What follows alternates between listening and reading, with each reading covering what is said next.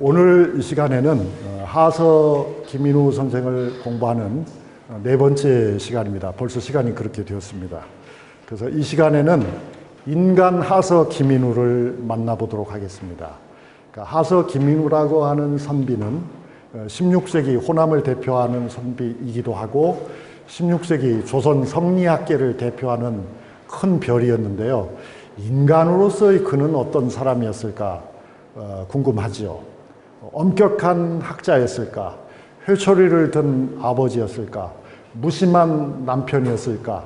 권위적인 상사였을까? 이런 여러 질문을 던지게 되는데요.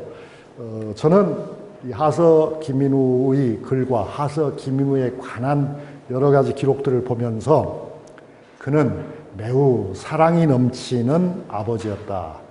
매우 다정한 남편이었다. 매우 친절한 이웃이었다. 그런 생각을 하게 되었습니다. 자, 그러면 이제 그 점을 좀 알아보겠습니다.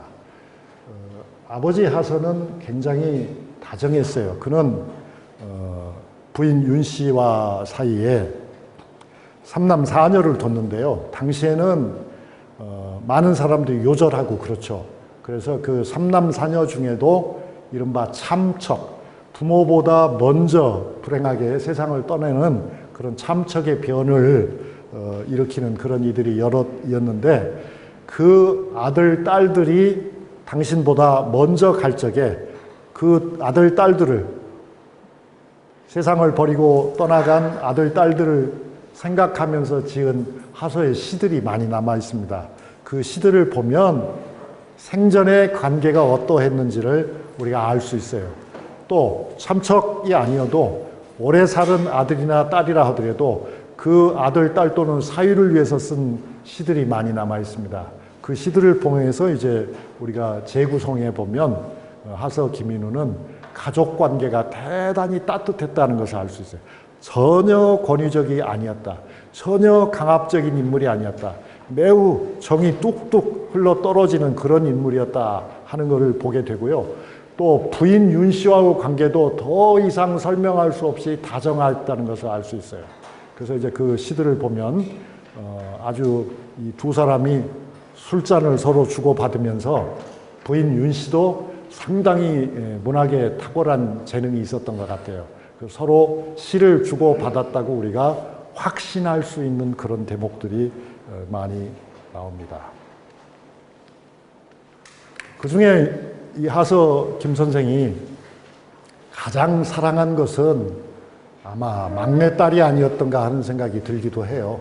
왜냐하면 다른 많은 글들도 있지만 막내딸이 일찌감치 세상을 떠났을 적에 남긴 글이 있거든요. 그 그림을 보면 이렇게 나와요. 여러분이 이제 다 화면에서 읽으실 수 있지만 이건 설명이 이렇게 나옵니다. 막내딸이 세상 떠나던 날은 날씨도 굳었다. 그러면서 김인우는 이렇게 써요. 7월 18일 내가 세상을 떴다. 그날 밤 바람이 심하게 불고 비가 많이 내렸다.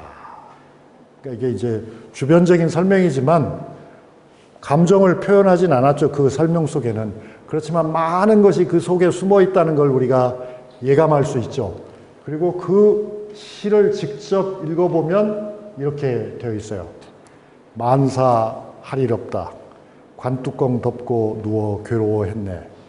병에 뿔이 깊었던가. 여러 해 동안 약을 구하기 어려웠네. 거센 바람 굳은 비 처음 염하던 그날 처진 나물 찬 과일로 넋 보내는 상 차렸다네. 홀홀 타는 매운 불꽃 집에 뻗쳐 놀랐다오. 이유로 인해 보면 온갖 병 더하기만. 이게 한 구절 한 구절을 음미해 보면은 이건 뭐 한 시간을 음미해도 부족할 것입니다만 여러분 그런 느낌이 들지 않으십니까? 여기 보면 이후로 인해 보면 온갖 병 더하기만이라고는 마지막 한 구절을 봐도 이 막내딸을 장례 지내고 나서 하서가 어땠다는 걸 알 수 있습니까? 하서가 매우 심하게 알아 누웠다는 것을 알 수가 있잖아요. 그리고 그 상황 설명을 할 때도 뭐라고 했습니까? 아까 읽으셨지만 그날 밤 바람이 심하게 불고 비가 많이 내렸다 해서 이게 그냥 자연을 읊은 건 아닌 것 같아요. 실제 그날 비도 많이 오고 바람도 많이 불었을 수도 있겠습니다만 자신의 어떤 그 스산한 마음, 자신의 어디 의지할 데 없는 것 같은 그 처량한 마음을 그런 주변적인 설명에 담지 않았습니까? 근데 여러분 한번 생각해 보십시오. 이 당시에 아들이나 딸이 사람이 죽는 것은 그냥 쉽게 일어나는 일이었습니까? 아주 예외적인 현상이었습니까? 아주 흔하게 일어나는 일이었잖아요. 당시에는 누구든지 뭐 아들이든지 딸이든지 종이든지 노인이든지 남녀노소를 막론하고 죽음과 삶의 경계가 오늘날의 이 세상처럼 뚜렷하지 않았던 시절이죠. 왜? 의학이 발달하지 못했기 때문에. 오늘날 우리는 뭐 웬만하면 80까지 사는 건 보통이야라고 생각하지만 이 당시에는 그러지 않았잖아요. 그렇기 때문에 많은 선비들의 문접을 뒤져봐도 반대되는 현상을 우리는 발견할 수 있어요. 어떤 현상을 발견합니까? 연보를 보면은 자녀가 많이 죽은 것을 알 수 있지만 그분이 남긴 시문을 통해서 자녀를 잃었을 때의 비통한 심정을 토로한 글을 찾기가 쉽다, 어렵다. 생각처럼 쉽지 않다. 전혀 없기도 하다. 사랑하는 아내가 죽었어도 아내를 위해서 쓴 글이 하나도 남지 않은 문집이 대부분이다. 심지어는 일기를 썼다고 하는데도 일기에 보면 아내가 죽고 나서 한참 지난 다음에 우리가 미루어서 아내가 언제쯤 돌아가셨을 거라는 걸 짐작하는 그런 사람도 적지 않다. 그런데 하서는 그렇지 않았다는 거죠. 전혀 그렇지 않았습니다. 그래서 이제 또 막내딸의 무덤 앞에서 지은 시도 있어요. 그래서 뭐 다 읽자마 한이 없고요. 그 딸에 대한 추모의 정이 굉장히 깊어요. 그래도 한 줄은 읽어볼까요? 내 딸이여, 내 딸이여. 그죠? 내 딸이여, 내 딸이여. 마음과 몸 맑았도다. 심기조차 아름다웠어. 단아하고 성실했지 하면서 그 애달픈 심정.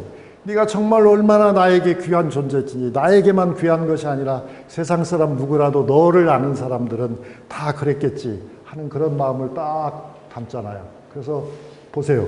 거의 마지막쯤에 가면 뭐라고 돼 있어요? 100년이 가도 원통치 내 억장이 무너지네. 이런 시를 그냥 감정을 자기의 통탄스러운 마음을 하나도 숨기지 않고 그대로 다 털어놨거든요. 그래서 이런 시가 많이 남아있다는 점에서 아주 하서의 가족관계는 매우 특별했다는 걸 알 수 있어요. 아들에 대해서도 마찬가지예요. 셋째 아들이 일찍 세상을 떴는데 우리나라의 이제 여러 그런 문학 작품 중에는요, 자녀의 죽음을 애도하는 그런 작품은 아버지가 쓴 것은 별로 없고 어머니가 쓴 것들은 있거든요. 그건 미루어 짐작이 되죠. 그런데 하서의 경우에는 아버지지만 이런 글들이 매우 많다. 굉장히 특별한 분이었다는 걸 생각해요. 그러니까 여기 보면 뭐 여러 얘기가 나와요. 나오는데 뭐라고 나옵니까? 퇴지의 제상 차림. 그 한유가 퇴지죠, 한퇴지. 한유는 딸을 읽고 그 통탄에 글을 쓴 적이 있거든요. 퇴지의 제상 차림, 헛되고 처량해라. 책상머리 저 서책은 평일의 흔적일래. 이건 제가 그냥 멋대로 번역한 거예요. 내 아들아, 그림자라도 부질없는 꿈길에 나타나 주렴 이랬어요. 그러니까 이게 뭐 아주 일찍 잃은 아이예요. 왜냐하면 맨 첫 줄에 보면 석자 키라고 하는 표현이 나오거든요. 석자 키면 이제 키가 1m 정도니까 나이가 아주 어린 나이에 세상을 떴다고 볼 수 있는데 그 어린 나이에 세상을 떠난 아들에 대해서도 그냥 사무친 정이 이로 말할 수가 없었다는 거 여러분 잘 기억하시죠? 보시죠. 그 다음에 이제 둘째 딸에 대해서도 그렇게 얘기하고, 이거 이제 더 이상 뭐 읽어봐야 되지만 시간이 없어서 읽지는 못하겠고요. 그 셋째 딸을 죽기 전에 위로하면서 쓴 글도 아주 뭐 대단한 글이 있어요. 그 위로하면서 쓴 글은 뭐냐면 이 셋째 딸은 누구의 며느리냐면, 시집도 못 간 것이 아니고요. 누구의 며느리냐면 바로 우리가 다음 시간에 만날, 다음 주에 만날 미암 유이춘의 며느리입니다.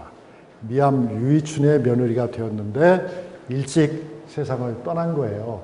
그리고 이 지금 여러분 앞에 펼쳐진 이 시는 그 따님이 돌아가셨을 때 시가 아니고 아직 살아있을 때, 살아있을 때도 딸에게 보낸 시가 있는 거예요. 그 말은 이 시를 딸이 이해했겠습니까? 못했겠습니까, 여러분? 당연히 했죠. 그건 무슨 뜻이 됩니까? 하서의 부인 윤씨도 한시에 능통했다. 미암 유이춘가의 며느리가 된 하서의 딸도 한시에 능통했다. 미암 유이춘의 부인도 한시에 능통했다는 걸 여러분이 다 아시잖아요. 송덕봉. 그래서 그런 분들이 사실은 16세기 우리 호남에는 없었다 아니면 꽤 많았다. 아주 많았다. 아주 많았다. 고봉기 선생도, 기대승 선생도 부인이 한평이신데 그분들이 다 아주 같이 술도 대작도 하고 시도 읊고 서로 세상사에 대해서 얘기도 하고 그런 것들을 우리가 문집에서 엿볼 수가 있습니다. 그래서 저는 이렇게 하서, 아버지 하서, 인간 하서를 말하는 것이 꼭 하서만을 미화하기 위해서 이 말씀을 드리는 것이 아니고 16세기 호남의 큰 학자들은 대체로 그들이 추구하는 가정상이 있었던 거예요. 그 가정의 모습은 오늘날 우리가 생각하는 엄격하고 안과 박씨 확실히 구별이 돼가지고 전혀 냉기류가 어찌 보면 절단된 그런 관계가 아니었다는 거죠. 그것은 오히려 18세기, 19세기 가족의 풍경이지 16세기의 풍경은 아니었다. 그리고 그러한 예를 우리는 하서의 경우에서 정확하게 볼 수 있다. 뭐 사위에 대해서 쓴 글도 보면 어마어마한 그 아쉬움을 담아서 썼어요. 그래서 이제 가령 둘째 사위 양자징에게